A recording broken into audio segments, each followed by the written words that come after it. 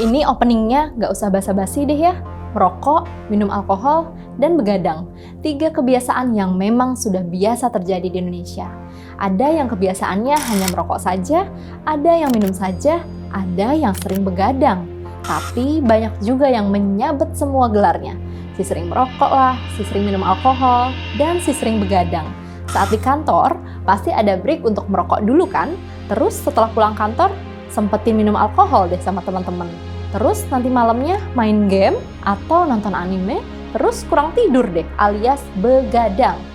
Hey, ini yakin nih gak ada yang mau berubah. Kalau kamu sering melakukan kebiasaan-kebiasaan buruk ini, apalagi kalau sampai dilakukan setiap hari, kasihan loh badan kamu. Padahal kamu pengennya sehat kan?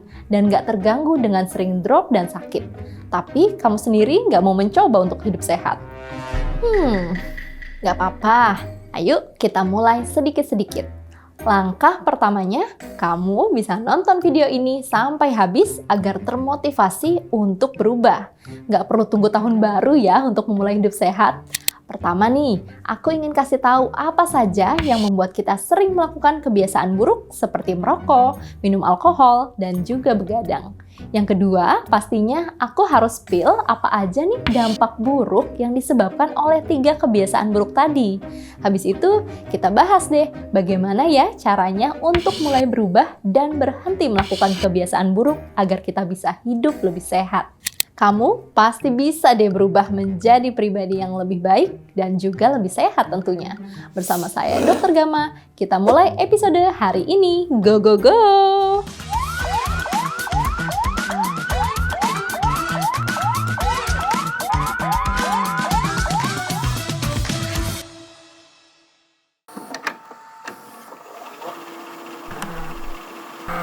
Merokok di Indonesia sepertinya sudah sangat biasa.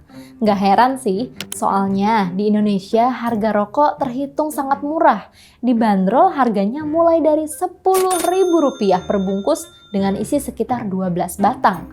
Ditambah lagi, rokok bisa dibeli di mana saja, di warung-warung kecil pinggir jalan, sampai di minimarket bertebaran di mana-mana. Hadirnya produk dan layanan yang menjadi prioritas. Rokok menjadi sebuah hal yang sangat mudah diakses dan dibeli oleh segala kalangan masyarakat, termasuk yang memiliki pendapatan tergolong rendah. Merokok juga sudah menjadi bagian dari budaya bersosialisasi di Indonesia. Siapa sih yang belum pernah dengar?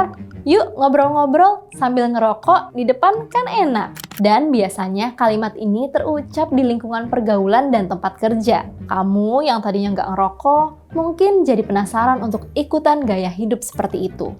Dan akhirnya menjadi perokok aktif. Mirip-mirip nih dengan konsumsi alkohol. Kamu pernah nggak sih dengar istilah social drinker? Social drinker adalah seorang yang mengkonsumsi alkohol saat sedang berada di situasi sosial tertentu, seperti di sebuah perayaan atau saat sedang berkumpul dengan teman-teman. Tapi kalau sendirian, ia tidak akan minum alkohol. Sama seperti merokok tadi, ia akan ikut konsumsi alkohol jika ada orang-orang di sekitarnya yang juga minum alkohol. Walaupun biasanya social drinker tidak akan konsumsi banyak alkohol dan sering sadar akan batasan konsumsinya sendiri. Ada juga nih kemungkinan besar seseorang akan kecanduan konsumsi alkohol. Faktor-faktor seperti stres dan rasa depresi bisa mendorong seseorang untuk mencari pelarian sesaat agar mood menjadi lebih baik dengan meminum alkohol atau rokok. Jika pelarian sesaat ini terjadi terus-menerus, seseorang sudah bisa dikatakan kecanduan rokok dan juga alkohol. Seperti yang kita tahu, rokok memiliki kandungan nikotin dengan zat utama di dalamnya yang membuat manusia menjadi ketergantungan secara fisik dan juga psikologis. Kok bisa ya? Jadi, nikotin adalah zat yang secara langsung bekerja ke dalam sistem saraf pusat. Zat tersebut bisa melepaskan dopamin alias hormon yang membuat kita merasa senang dan puas secara instan.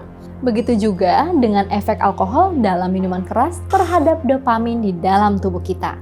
Jika tubuh kita menjadi terbiasa dengan pelepasan dopamin yang terus-menerus, ya tentu saja kita akan jadi ketagihan. Nah, sekarang kenapa ya seseorang bisa ketagihan begadang? Ada loh orang-orang yang rela dan niat begadang karena merasa nggak ada waktu untuk dirinya sendiri. untuk sekedar nonton acara favoritnya, melakukan hobi, atau hal-hal self-healing lainnya. Aktivitas sehari-hari seperti bekerja atau belajar rasanya sangat memberatkan, sehingga dia akhirnya rela begadang demi melepaskan penat. Kalau dibiasakan, apa coba yang terjadi? Di beberapa video sebelumnya, kita pernah kan membahas tentang kesehatan tidur dan juga irama sirkadian. Nanti setelah nonton ini, coba ya kamu mampir ke video ini. Jika kamu membiasakan begadang setiap malam, tentu saja irama sirkadian kamu akan berubah. Dan hubungannya menjadi kemana-mana loh. Hormon yang membuat kamu tidur seperti melatonin bisa diproduksi lebih rendah oleh tubuhmu. Karena tubuhmu berpikir, oh biasanya belum tidur kok jam segini. Lama-lama jadi makin susah tidur lebih awal dan akan memperburuk kebiasaan begadang kamu. Apalagi kalau sebelum tidur kamu minum kafein dan konsumsi nikotin yang merupakan stimulan pengganggu tidur. Tapi dokter tahu kok, pasti banyak juga nih sobat kata dokter yang memang harus diwajibkan begadang karena adanya jadwal kerja shift malam atau karena harus menjaga dan mengurus anak atau orang tua. Yah, inilah hidup sobat kata dokter, mau gimana lagi? Eits, tapi kita pasti bisa kok membuat diri ini menjadi lebih baik dan lebih sehat setiap hari.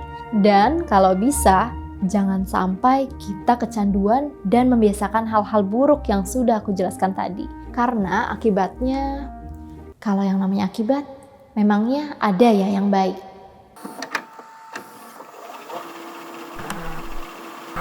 Sobat kata dokter, sesuatu yang berlebihan itu nggak baik. Semoga kamu nggak bosen ya dengar aku ngomong gitu di setiap video. Kalau kamu sering merokok, konsumsi alkohol, dan begadang terus-terusan, sudah pasti deh akan membawa dampak kesehatan yang sangat-sangat berbahaya untuk kamu. Kalian pasti sudah bosan juga nih dengar kalimat rokok mengandung berbagai zat kimia yang sangat berbahaya. Tapi beneran loh sobat kata dokter, setidaknya ada kurang lebih 7.000 zat kimia dalam asap rokok yang bisa memberikan dampak masalah kesehatan pada tubuh kamu. 7.000. Kalau kamu sulit membayangkannya dan malah membayangkan 7.000 yang ini, kalian kurang tepat. Kira-kira seperti inilah tempat yang diisi oleh 7.000 orang. Banyak banget kan? Yang pertama, ada tar. Adalah zat karsinogenik yang bisa merusak paru-paru, merusak mulut, dan juga tenggorokan. Kemudian ada nikotin yang di chapter sebelumnya sudah aku jelaskan bahwa zat ini bersifat adiktif yang membuat orang sulit untuk berhenti merokok. Selain membuat adiktif, nikotin juga bisa meningkatkan kadar kolesterol dan juga tekanan darah, meningkatkan resiko stroke dan juga serangan jantung. Karbon monoksida yaitu gas beracun yang mengganggu aliran oksigen ke seluruh tubuh kamu bisa membuat kamu menjadi pusing, mudah sakit kepala, kelelahan, bahkan bisa sampai kematian. Plus kandungan-kandungan lain yang dapat menyebabkan iritasi pada mata, hidung, dan juga tenggorokan. Bahkan bisa merusak sumsum tulang dan sistem kekebalan tubuh kamu. Resiko penyakit seperti kanker paru-paru sudah pasti meningkat apabila kamu merokok setiap hari. Bukan hanya kanker paru-paru saja, bisa juga terjadi kanker di organ tubuh yang lainnya, seperti kanker mulut atau juga di tenggorokan. Gigi bisa jadi menguning karena rokok, mulut juga bisa menjadi bau, dan meningkatkan presentase munculnya penyakit pada gusi. Pembuluh darah dan jantung menjadi rusak yang menyebabkan resiko serangan jantung dan juga stroke menjadi sangat tinggi. Penyakit pernafasan lain juga bisa muncul, seperti PPOK atau penyakit paru obstruktif kronis dan juga bronkitis kronis. Merokok juga dapat mengganggu kesuburan reproduksi pada pria dan wanita, khususnya pada wanita. Dapat meningkatkan resiko komplikasi selama kehamilan dan juga persalinan. Pernah dengar kandungan etanol? Kandungan yang termasuk sebagai bahan bakar alternatif untuk kendaraan bermotor, bahan baku dalam pembuatan kosmetik, farmasi, dan juga sebagai bahan pelarut dalam industri kalau kata website Pertamina. Nah iya, itu ada di dalam minuman beralkohol yang sering dikonsumsi. Etanol adalah zat yang dapat mempengaruhi sistem kerja syaraf pusat, yang dapat membuat kita menjadi sulit berbicara, mengambil keputusan, dan kebingungan. Mengkonsumsi alkohol juga dapat meningkatkan resiko tindakan kekerasan atau agresivitas. Tempat hiburan malam di Kota Makassar, Sulawesi Selatan terlibat antar dua bentrokan. pria di depan rumah kos di kawasan Semper Barat, Cilincing, Jakarta Utara. Ada lagi nih sobat kata dokter, konsumsi alkohol dapat merusak otak dan menyebabkan masalah seperti demensia atau turunnya kemampuan berpikir, mengingat dan juga bernalar, Alzheimer dan juga epilepsi. Ada juga zat kongener, yaitu zat yang berkontribusi untuk memberikan rasa dan juga aroma pada minuman beralkohol.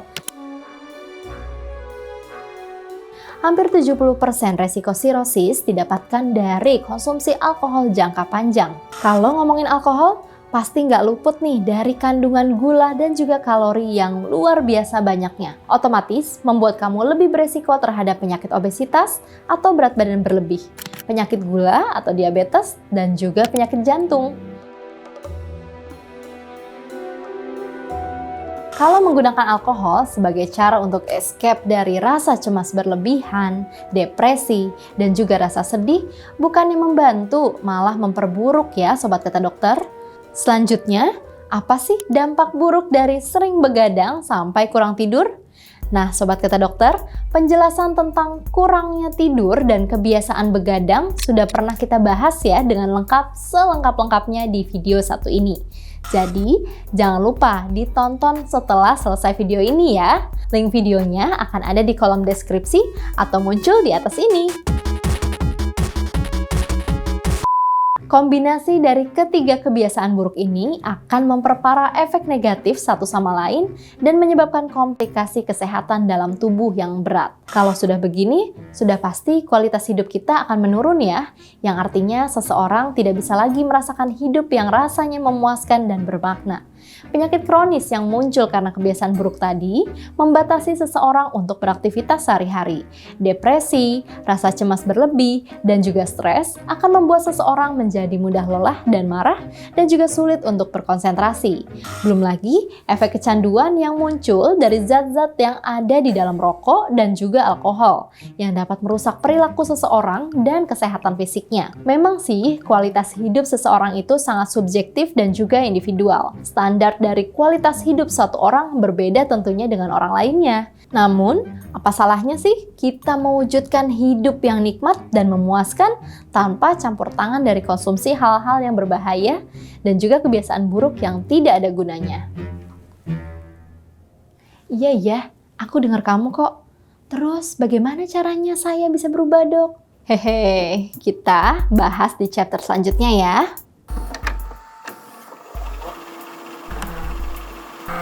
Dokter sudah tahu kalau melepaskan diri dari kebiasaan buruk itu tidak semudah membalikan telapak tangan atau Krabby Patty. Hey, flipping is not as easy as it sounds. Memang tidak mudah ya, tapi bukan tidak mungkin ya sobat kata dokter. Untuk sobat kata dokter yang ingin berhenti dari merokok dan minum alkohol, kalian juga harus menetapkan keinginan dan niat yang kuat untuk berhenti. Karena semuanya itu berasal dari diri sendiri. Mulailah sedikit demi sedikit ya, karena berhenti sekaligus itu juga tidak akan masuk akal. Contohnya, mulai kurangi jumlah rokok yang kamu hisap setiap hari.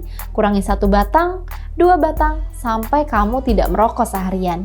Jauhi pemicu-pemicu merokok dari sekitar kamu, seperti bungkus rokok dan pematik api, agar tidak men-trigger keinginan kamu untuk merokok. Kamu bisa mengunyah permen karet rendah gula untuk mengalihkan keinginanmu untuk merokok, dan juga menghindari situasi dan tempat di mana kamu mungkin mengkonsumsi rokok dan juga alkohol. Jika sewaktu-waktu kamu kambuh untuk merokok atau meminum alkohol lagi, jangan menyalahkan diri sendiri ya, karena relapse atau kambuh adalah bagian dari proses menghentikan kebiasaan buruk. Mulai lagi untuk mengurangi dan berhenti merokok setelah relapse, dan coba lagi ya sobat kata dokter. Zat adiktif nikotin yang dikurangi secara drastis dari seseorang yang sering mengkonsumsinya akan menyebabkan smoking withdrawal syndrome atau gejala penarikan nikotin. Harus waspada ya sobat kata dokter. Gejalanya adalah kehausan dan keinginan yang besar untuk kembali merokok. Merasa gelisah dan mudah marah, susah berkonsentrasi, sampai merasa kelelahan. Disinilah komitmen kamu diuji. Dan jika memang kamu sudah bertekad untuk berhenti dan berubah, kamu pasti bisa menjalaninya. Aku cuma mau kasih semangat. bahwa berhenti merokok dan minum alkohol adalah salah satu keputusan terbaik dalam hidup kamu untuk membuat hidupmu menjadi jauh lebih sehat dan berkualitas. Kamu bisa mencari teman atau motivasi dari sosial media tentang orang-orang yang sudah berhasil keluar dari kebiasaan buruknya, agar kamu bisa melakukannya juga. Namun, jangan bandingkan ya progresmu dan dirimu dengan orang lain. Setiap orang itu berbeda-beda ya. Apa yang berhasil untuk orang lain mungkin tidak berhasil untuk dirimu. Tapi, kita harus bisa mencari strategi dan cara untuk menemukan cara terbaik dan paling efektif untukmu. Fighting! Pokoknya, kalau kamu ingin berubah demi hidup dan tubuh yang lebih sehat dan lebih baik, aku dukung kamu deh. Berubah itu butuh waktu memang, butuh usaha dan juga komitmen. Kalau susah dan juga gagal, jangan berkecil hati ya. Harus coba lagi untuk menjadi lebih baik. Karena aku paham bahwa menghentikan kebiasaan buruk seperti merokok, minum alkohol, dan begadang sangat sulit. Tapi sangat-sangat bermanfaat tentunya. Jika terasa sangat sulit dan bingung mulai dari mana, kamu bisa berkonsultasi dengan dokter untuk diberikan panduan cara terbaik untuk tubuhmu. Kalau perlu, di setiap pencapaianmu, berikan hadiah kecil untuk dirimu agar kamu tetap termotivasi untuk berubah. Iso raiso, hal suiso. Sobat Kata Dokter, episode kali ini ditonton sampai habis kan? Coba nih, sebagai buktinya, tinggalkan emoji yang satu ini dan juga yang satu ini di kolom komentar. Biar aku tahu kalau kamu sudah menerima informasi hari ini dengan baik. Lalu di episode selanjutnya, kita mau bahas apa lagi nih? Jangan lupa kasih ide ya di bawah ini. Berikan like dan subscribe ke channel Kata Dokter agar kamu tidak ketinggalan informasi-informasi penting seputar kesehatan yang harus kamu ketahui. Kamu berhak sehat, jangan sampai sakit berlanjut. Saya Dr. Gama, pamit undur diri dulu. Kita ketemu lagi di video berikutnya. Dah!